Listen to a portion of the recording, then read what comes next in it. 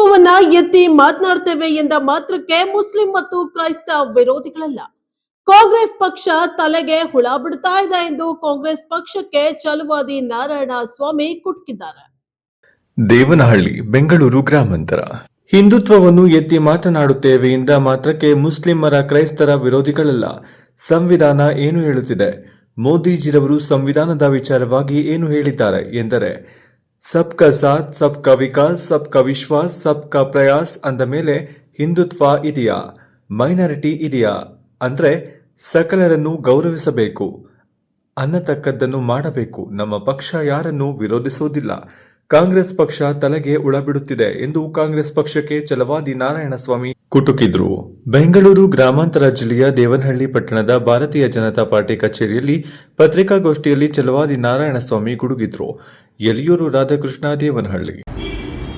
ಹಿಂದುತ್ವವನ್ನು ಎತ್ತಿ ಮಾತಾಡ್ತೇವೆ ಅಂದ ತಕ್ಷಣ ಮುಸ್ಲಿಮರ ಕ್ರೈಸ್ತರ ವಿರೋಧಿಗಳು ಅಲ್ಲ. ಬಟ್ ಸಂವಿಧಾನ ಏನು ಹೇಳ್ತದೆ? ಅದೇ ಮೋದಿಜಿಯವರು ಸಂವಿಧಾನದ ವಿಚಾರವಾಗಿ ಏನು ಹೇಳಿದ್ದಾರೆ ಅಂದರೆ, ಸಬ್ಕಾ ಸಾಥ್, ಸಬ್ಕಾ ವಿಕಾಸ್, ಸಬ್ಕಾ ವಿಶ್ವಾಸ್, ಸಬ್ಕಾ ಪ್ರಯಾಸ್.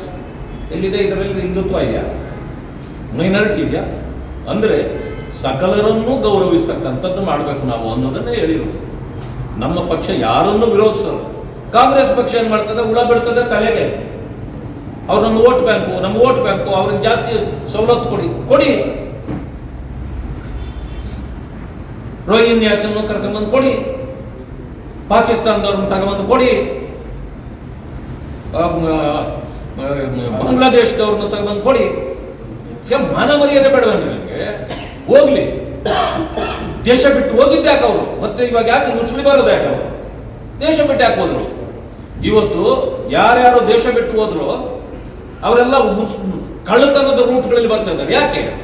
ನಮ್ಮ ದೇಶ ಸುಭದ್ರವಾಗಿ ಬೆಳೀತಾ ಇದೆ. ಪಾಕಿಸ್ತಾನ ಭಿಕ್ಷೆ ಬೇಡ್ತಾ ಇದೆ. ಬಾಂಗ್ಲಾದೇಶ ಅನ್ನಕ್ಕಿಲ್ಲ. ಪ್ರತಿದಿನ ನೋಡಿದ್ರು ಹಿಂದೂಗಳನ್ನ ಕೊಲೆ ಮಾಡ್ತಾ ಇದೆ. ಕಾಂಗ್ರೆಸ್ಗೆ ನಾಚಿಕೆ ಆಗ್ಬೇಕು ಇಂಥವುಗಳನ್ನೆಲ್ಲ ಮಾಡಲಿಕ್ಕೆ. ಅದರಿಂದಾಗಿ ಅವ್ರನ್ನ ವಿರೋಧಿಸಬೇಕಾಗಿತ್ತು. ಅದನ್ನು ಬಿಟ್ಟುಬಿಟ್ಟು ಇವರು ಓಲೈಕೆ ಮಾಡೋದು. ಬಾಂಗ್ಲಾದೇಶದಿಂದ ಬಂದವ್ರಿಗೂ ಮನೆ ಕೊಡ್ತೀವಿ ಅಂತ ಶುರು ಮಾಡ್ತಾರೆ. ಮೊದಲು ಅವನು ಹೊರಗಡೆಗೆ ಹಾಕ್ಬೇಕು. ಈ ರೀತಿ ಮಾಡಿ ದೇಶದ ಆರೋಗ್ಯವನ್ನ ಕಾಂಗ್ರೆಸ್ ಕೆಡಿಸ್ತಾ ಇದೆ. ನಾವು ಆ ಕೆಲಸ ಮಾಡಲ್ಲ. ಸರ್ವರಿಗೂ ನ್ಯಾಯ ಕೊಡ್ತಕ್ಕಂಥ ಕೆಲಸವನ್ನ ನಾವು ಮಾಡ್ತೇವೆ. ಓಲೈಕೆ ಮಾಡೋದಿಲ್ಲ. ಈ ಬಜೆಟ್ನಲ್ಲಿ ನಾವು ಎಲ್ಲರನ್ನೂ ಸಮಾನವನ್ನು ರೀತಿಯಲ್ಲಿ ಕಂಡಿದ್ದೇವೆ. GST 18% ಅಂತ ನಿಲ್ಲಿಸಿ ಒಬ್ಬ ಸಂಸದರು ವಾಯ್ಸ್ ಮಾಡಿದ್ದಾರೆ. ಅದನ್ನು ನಿಲ್ಲಿಸುವಂತಾಗುತ್ತೆ. ಇದರ ಗೊಂದಲವನ್ನು ಪ್ರತಿಕ್ರಿಯಿಸುತ್ತದೆ. ಇದು ಕಮಿಷನ್ ಏನ್ ಮಾಡಿರ್ತದೆ ಅದು ವರ್ಷಕ್ಕೊಂದ್ಸಾರಿ ಅವರು ಪರಿಶೀಲನೆ ಮಾಡ್ತಾರೆ. ನಮ್ಮಲ್ಲಿ ಏನಾಯ್ತು? 22% ಇತ್ತು. ಅಲ್ಲ, ಅದೊಂದಕ್ಕೆ ಅಲ್ಲ, ಕೆಲವು ವಸ್ತುಗಳ ಮೇಲೆ 28 ಇತ್ತು. ಕೆಲವು